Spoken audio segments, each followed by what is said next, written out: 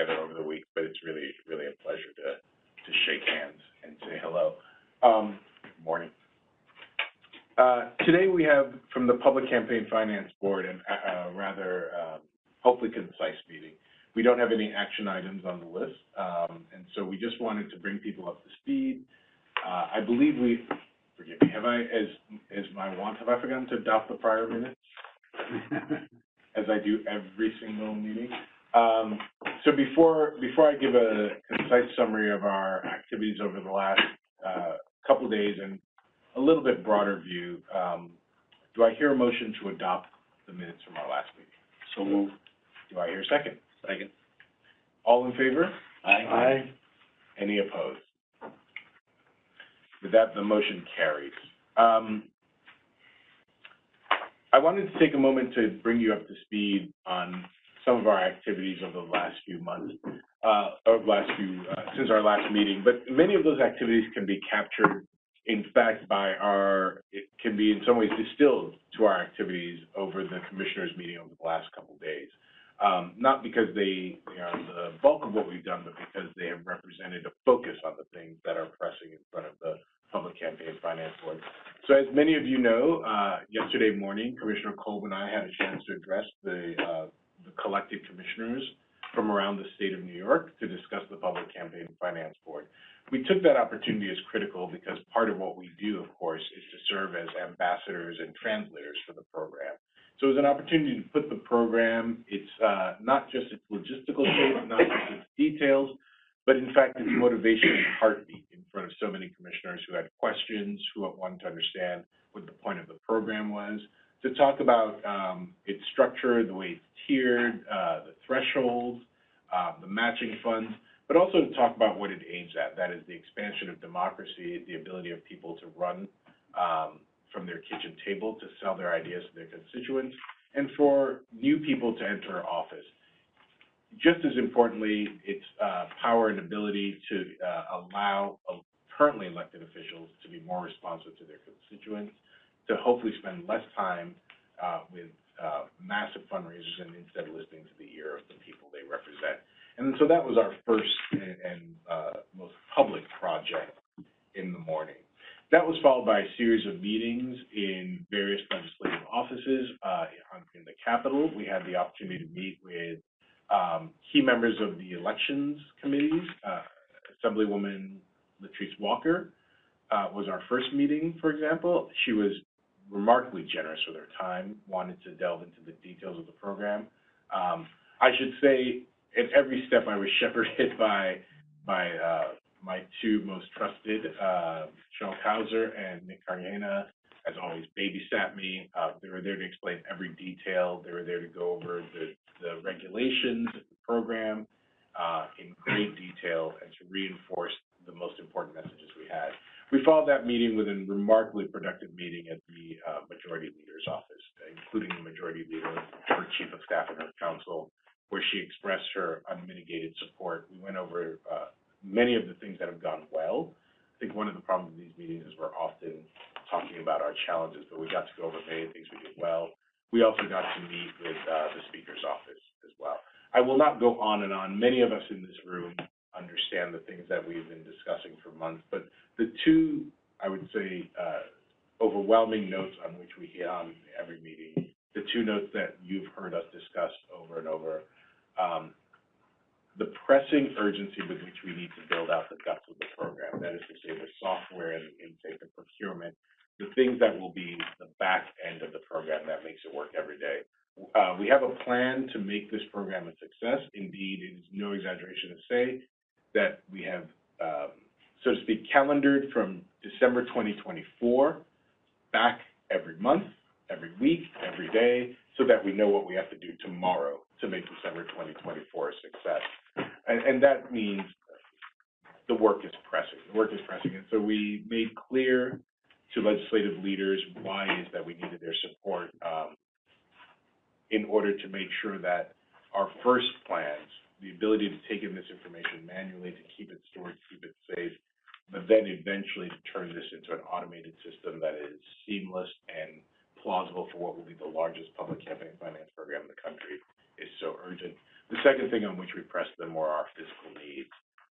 As you all know, I don't have to tell the people in this room, despite the good spirits and wonderful attitude of everybody in this office, we are now approaching the point where people are going to have to work on each other's shoulders. And given how important the program is, given the growth that we project, it is just utterly critical that we continue to address the physical space needs, and we made that quite clear to legislative leaders. I think I've gone on, but I just wanted to use those 2 days to frame the kind of pressing problems we've been working on for months and months and months. I also want to give, as always, Commissioner Colvin an opportunity to speak.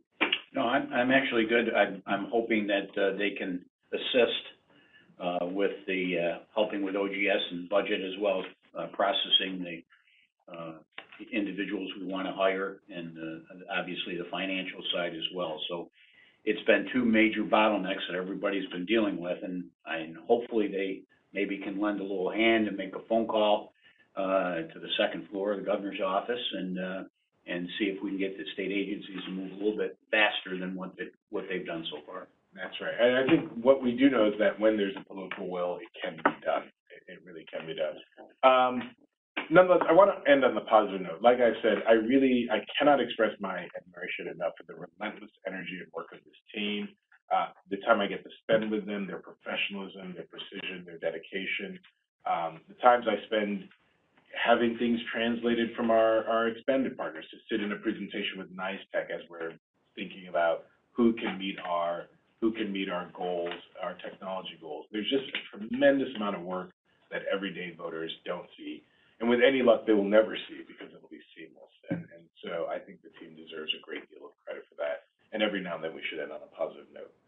With that, let me turn it over to our co-director, currently the only director, but co-director, Cheryl Couch. Thank you. And it is very nice to be here in person with everyone. I missed it, and I really appreciate having time the last couple of days to have conversations and just talk about the program in person.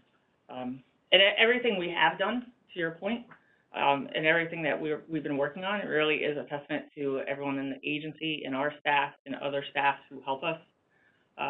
And I'm very happy to report we do have a great team. And we're working hard every day, and the energy levels are great, and we will continue. That being said, the presentation was yesterday morning at the ECA conference. And I felt like it was well received, and that will be the first of many conversations we have to promote the program. We did participate in the legislative breakfast and then speak with a lot of our stakeholders. We don't have an action item on this month's agenda, but we are planning and hoping to have the program regulations on the April agenda. They were published, as you know, and we received 130 unique comments, and our council have been working tirelessly on them to really thoughtfully consider the comments and integrate the comments on how the program would best work. That being said, we do have two other regulations with comments. That's the enforcement regulation and the debate regulation, and we're continuing our work on those two pieces. Our hope would be to have all three pieces at the April board meeting, but at least the program regulation, because that would have another 45-day comment period, and that puts the rules of the program in front of the public. In terms of staffing, as you mentioned, our staffing issues, the VDAs, our issues have resolved. I'm happy to report that. And as of yesterday, we onboarded an enforcement counsel. A second is scheduled to start in April, and an auditor on March 17th. And we submitted another auditor in the system. And so the time frame on those have been within 4 to 6 weeks. So on the issue we had, we put a process around it with the Division of Budget. We don't expect it to happen again, and things are working more timely. So I'm glad to report that. We reached out to the Civil Service Commission. They have our 2 assistant PIO positions and 12 candidate liaison positions in their office, and they are reviewing them. It does not look like they will take it up on next week's meeting, but the April meeting. But their agenda has not been finalized. That's the indication we received.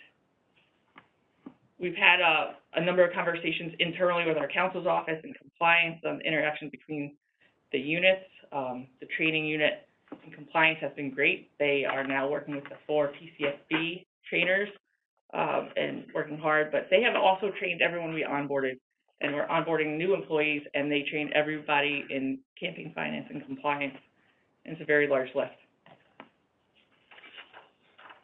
In terms of program management, so our unit continues to maintain a very aggressive time frame to meet a number of project management goals.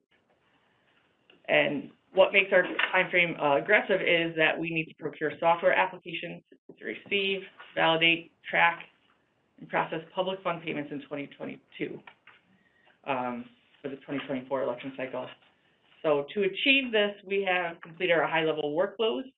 These are the diagrams and the steps for each software function. We're working on functional requirements, which drill down on each workflow.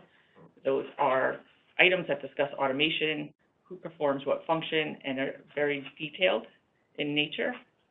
So the high-level workflows and the functional requirements coupled together will inform our statement of work, which is necessary for the procurement process.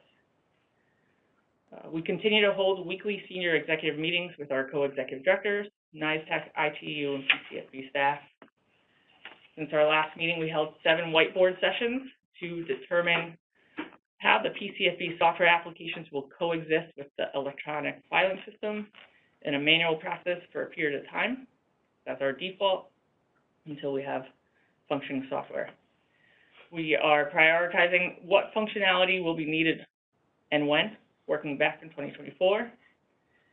The payment of public matching funds, which includes the intake of the application, the dashboard, data validation, eligibility determination, match formula, and payment is a top priority. Public reporting enhancements to report out public funds will be in tandem. And the first part is what we don't currently have in-house. We have determined what changes to the EFS will be needed and instituted a project plan around that. And we have another 7 meetings scheduled from now to March 25th to review and finalize the scope of work and drafts. And at that point, the scope of work would go to the Office of General Services. Coordination with other state agencies and entities. So we're coordinating with several state agencies right now on either the payment of funds or the validation of data.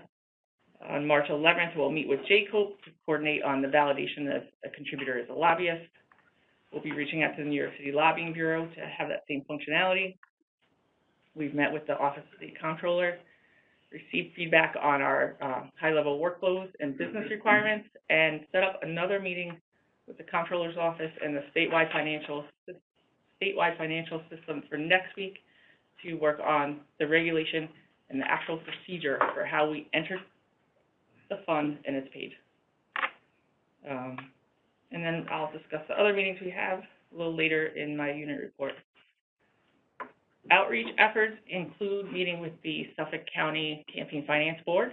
They're implementing a public funds program for payment of 2023 for county legislative offices. It's a smaller scale for legislative offices. They have 1 staff person, the executive director. They're utilizing vendors and are interested in a non-disclosure agreement with our board to enter into more discussions. They also reached out to New York City, CFB, and have a non-disclosure agreement there. I attended a meeting with several good government groups on February 2nd and provided an overview of the program. That included Reinvent Albany, Common Cause, League of Women Voters, and the Brennan Center. They listened to our last board meeting, had questions on staffing, had questions on space, had questions on the program, and asked for a phone call. Last month, we discussed a user group, and we'll be setting that up shortly. We have circulated and identified at least 40 groups or individuals to participate. Most of those individuals have worked with either campaign finance in the past or have reached out and offered comments on regulations. In terms of procurements for our website, we're working with the state ITS office and held several meetings around procuring and launching the website. We have a meeting this afternoon to discuss accessibility and security questions around the web platform and for a demonstration of a Drupal content management system. Our IT department has been working with them and they're reviewing all the parameters to make sure accessibility and security needs are met. We're planning a July launch date. We do currently have a website, so we will, our training unit is working on content. We reached out to the Center of Civic Design to look at that content for usability issues, or guidance, not issues, for when we post. We have not posted yet because we're in the middle of the 2022 election cycle, and we don't want to put too much content about the program out right now to confuse candidates. In terms of a request for a quote or request for RFP for procurement, we're hosted by the Office of General Services for administrative functions, including procurement planning and space planning, amongst other administrative functions.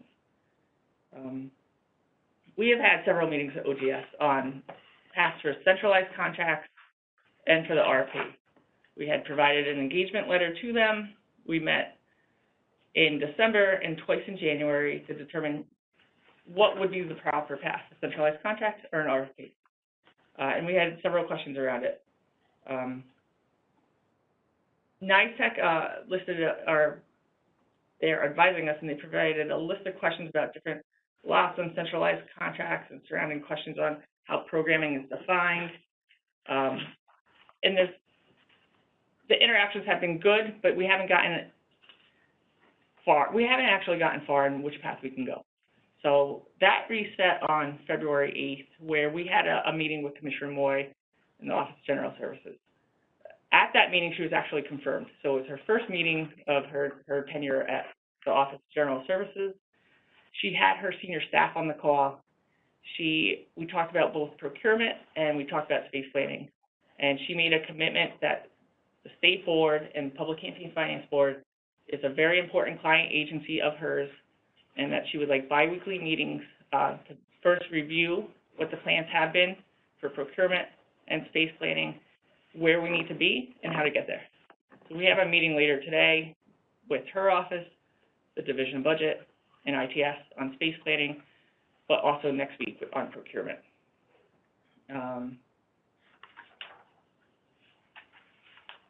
After that meeting, that was the 8th, on the 10th, we had our next meeting with our OGS team to further talk about our centralized contract questions or our RFP questions. And they said, at this point, we don't want to guide you down either path until we have your statement of work.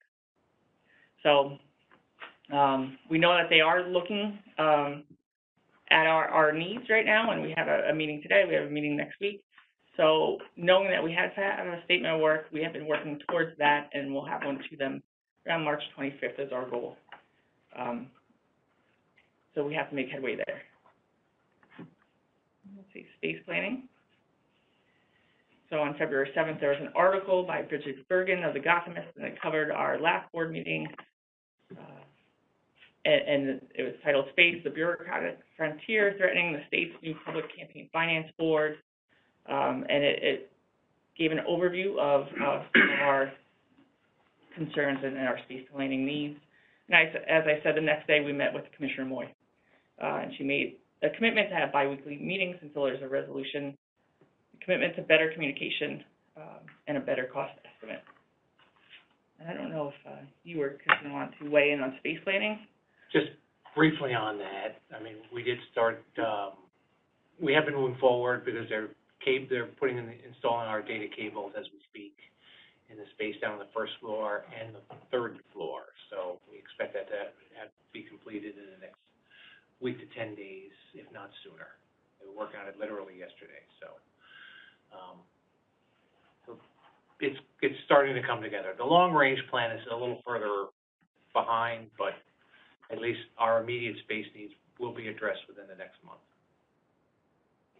And so where our unit is, I feel like we're cautiously optimistic that we will have a new approach with the new commissioner. But we have had the history where it's been a long time talking about space. We have had the result of having new conversations and coming back to where we are a number of times, and that has been our historical experience. So we are looking forward to having a different experience and identifying our needs, having the conversation, and obtaining the space we need to to function I in will, both procurement and space planning. I will say that the new commissioner was a shift, most definitely, because she recognized that this has been going on since 2018, and our feeling was that there weren't very many artifacts for her to review on space planning. And I think our meeting today, Todd and I were tasked with finding a real number for this agency in terms of the number of PCFB employees and the number of state board employees, which is something that in the 6 months I've been here, I think I've probably said 10 or 20 times, but you're planning all of the space. What about 2 years from now? What about? And we were continually told, don't worry about that. And last week that changed, and they are now asking us for the real number, and they seem engaged.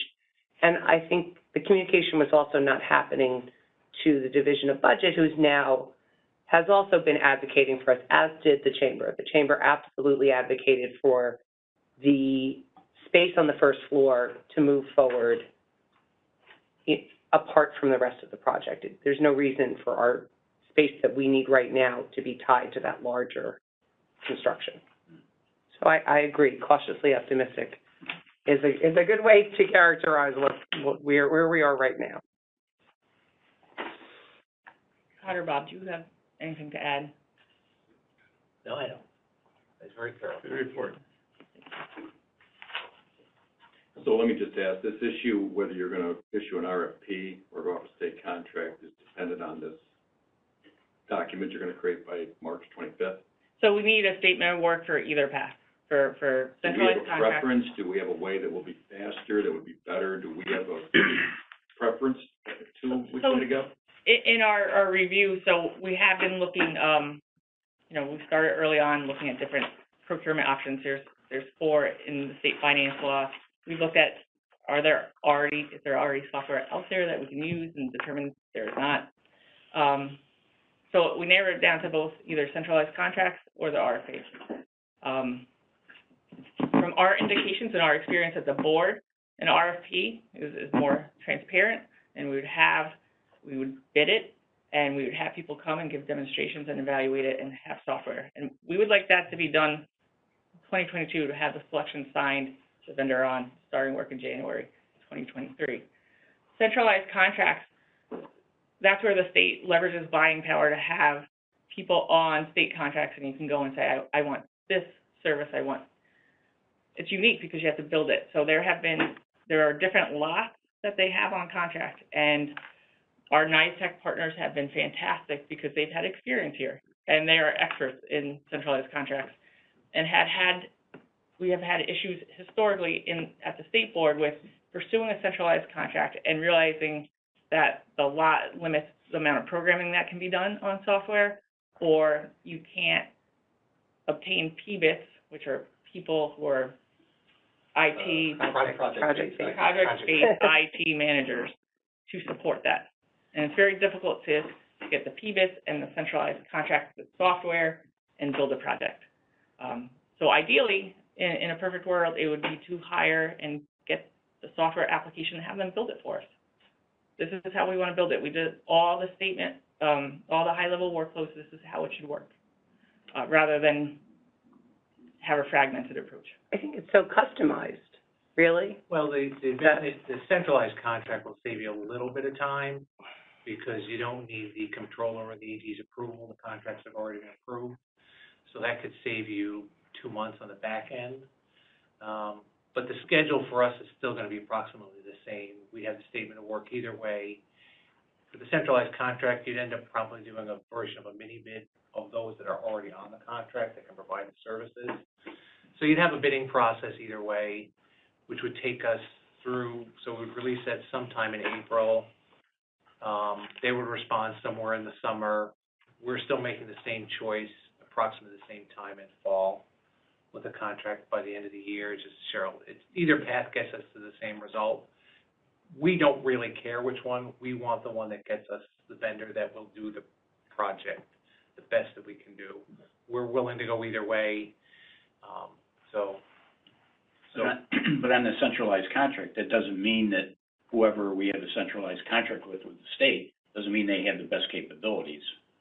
Would that be correct? They may not be able to meet our services. Yeah, that's the problem, because you have to do it in two different parts.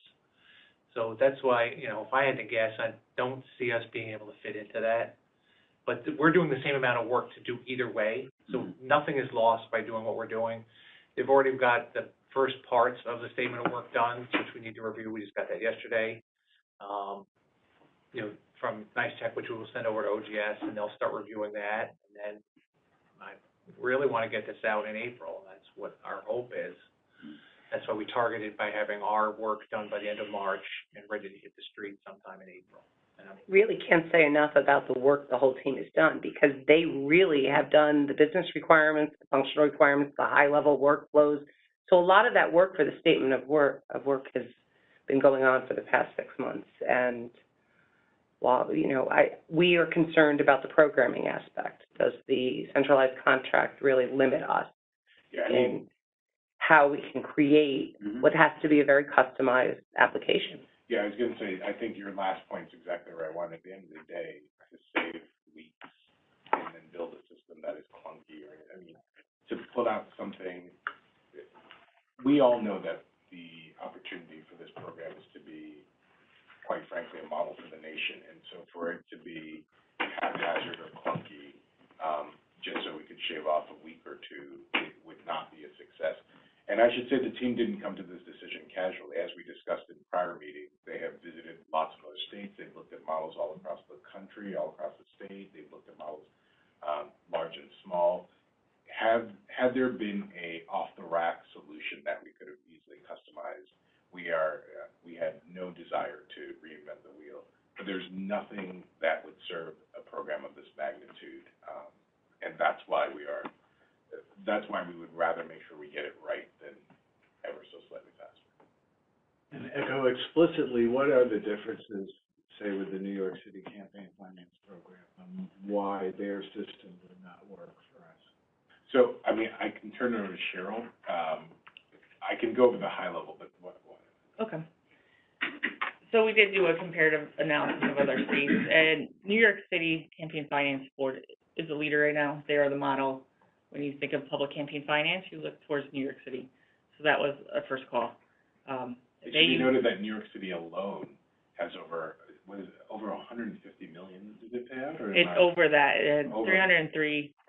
303 eligible participating candidates. Over 400 applied, but 303 received payments. And so it is, you know, for those of you who want a moment to have a gasp, it is to remember that our program will be much larger than theirs still. We will have 317 candidates? No. 217. 217, I added on. 217 offices as opposed to... Forgive me, 217 offices, as opposed to 59. Exactly. So it is to show you that we are moving in order of magnitude larger. Right, in a more truncated, we have a 2-year cycle instead of a 4-year cycle. So when we're auditing... But those aren't the issues with the computer system, right? No. They are in some ways, but audit. so what we found when we looked at New York City and C-Smart is it's an in-house system, first of all. So it's an in-house system that was built and designed by New York City for this function. C-Smart was based off of the New York State election law and electronic filing system. When it goes to the back end, they are actually pursuing an update themselves to automate the auditing. New York City. They're actually quite interested in what we're doing, to be sure. And they have, I believe they have a staff of approximately 30 IT developers who are engaging in their effort. But we need the validations. We need to leverage auditing to make sure that our workplace, you know, incrementally, how many staff do we want to onboard, and in timing, in payments, we need to leverage auditing. We need to have it. We need to see what would have software work for us. Needs to be automated, that piece. We have to, who's in district? It has to be able to validate you're in district. People, because we might get a claim on Monday by 1 p.m. and have to make a payment later that week. Are they in district? Is this a lobbyist? And other validations. And what you're saying is that the New York City system doesn't do that? No, not. They have some validation, but the audit itself is not automated. There's a lot that's still manual. We have a lot of manual workflows in our office. in trying to make the payment process. They also have payments that are throughout the year, the election year, where ours are starting in May, ending in November. One So way, there's differences in the program in that aspect. yeah, one way to put it is that at a certain point, a difference of quantity is a difference of quality, right? The size just simply makes our programs so much more massive. And there is, as you point out, also different election cycles in terms of just speed. And they've been absolutely fantastic in sharing workflows, business processes, best practices, and we'll continue to work with them. Even the audit cycle from 2 years to 4 years, they have time for it to be a manual process. We don't.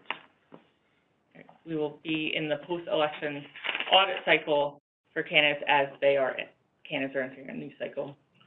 And I want to emphasize, the team's also done a great job, not just New York City, but indeed has reached out to many other states to see the best practices in Connecticut, Florida, and on and on and on. We've really been diligent in trying to see if there were solutions that were closer at hand. Sorry, Doug. And is it my understanding that our system is also designed to integrate with the state campaign finance disclosure filing system so that people will not have to file in both places and that the public will be able to research contributions in one place and not have to go to both systems? So we are leveraging the electronic filing system. When you register a committee as a participating candidate, you'll have the same software, but you'll have enhanced fields that you would say this is a matchable contribution, and then disclose the additional data. And then we can absorb that data and audit it. So we'll be able to do that. Public reporting is a huge priority. One-stop shopping is the goal. You want to go to one website to see who's running an office in the district, participating or non-participating, and see who's running, what money they raised, and what public funds were received. So they might be in a different database. Some information, public reporting is to be seamless. One last note, which might be obvious, and I don't mean to make this different than New York, but it's also true that we need as much automation as possible to make the system as secure as possible. And that's not just from bad actors, but even from mistakes, right? I mean, you know, if Bob Kaczynski donates money in one place and then has a second home in another place, we want the system to be able to pick up. Since there's obviously a cap on how much you can donate, that's going to be matched. We want to be able to pick up that there are two donations from two different places, add them up, and make sure that they remain eligible. So it's all these kind of intelligent systems being able to ensure that we are guardians of the public fisc matter as well.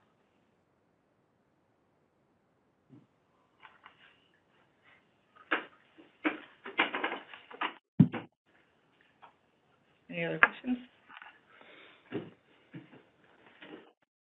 Thank you. Thank you very much. Thank you. Good report. Thank you. If there are no other questions, I take it I have to make a motion for us to close. Is that correct? Yes. I think I'd be doing this long enough as an academic. Is there a motion there? No old bill. Oh, right, excuse me. On the agenda, it points out there's no, Yep. as it says, there's no action item, no new business. And did you want to schedule your next meeting? Yeah. And still, I always forget that. Thank It's not on the agenda, but, you. Wow. Do you have a proposed date? well, the state We do. board needs to meet on the 4th of May, so they need to meet as close to that as possible, like around the 2nd or the 3rd. Allow us time to do objections and reviews and processing of that. So if we could dovetail it to that, would be ideal. I would suggest Tuesday, May 3rd. Yeah, and as I mentioned, the action item we would like on the next agenda is program regulations, and we're targeting April, so that would be, It would dovetail with that. is that acceptable? Sure.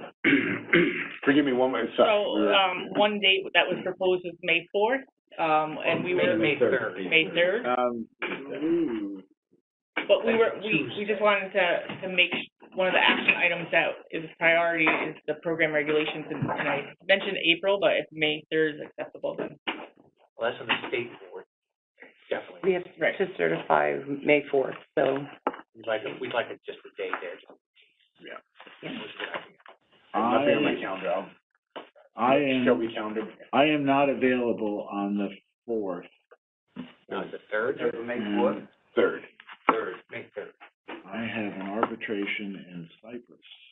You can do that to May 6th, Um, that would be good. Can we meet in Cyprus? Yeah. Is that- We'll come to you. Great from the Cypriot, that's we have to be by the 4th, right? When you, We have to certify the ballot for the primary by the 4th. Right. Oh, you have to do it by the 4th, huh? We do, yes, under the state. The state board, May has- 2nd. You have a choice of in-person or web, right? virtual would still be available, yes. Yeah, can we possibly do May 2nd? We could do Monday, May 2nd. That would be much better for me. It would take a lot of stress off my, that is finally, but just to be clear, I just don't know this. There is a Muslim holiday, it's Eid. it's Eid, right. Is that a state holiday? It is not. Yeah. Then we should just, I take it we should, obviously for just decency's sake, circulate to make sure that doesn't take anybody out of circulation, and then, but otherwise we'd be okay. We'll pencil in for May 2nd. Thank you. At noon? That's fine by me. What time? 12 PM.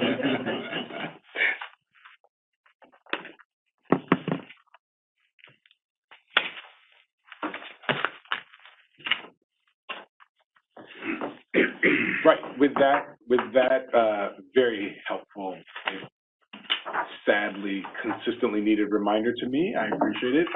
Is there a motion to adjourn this meeting? So moved. Is there a second? Second. Let me stop and just say thank you. It's really nice to meet everybody here in person. You too. The meeting's adjourned. Thank you.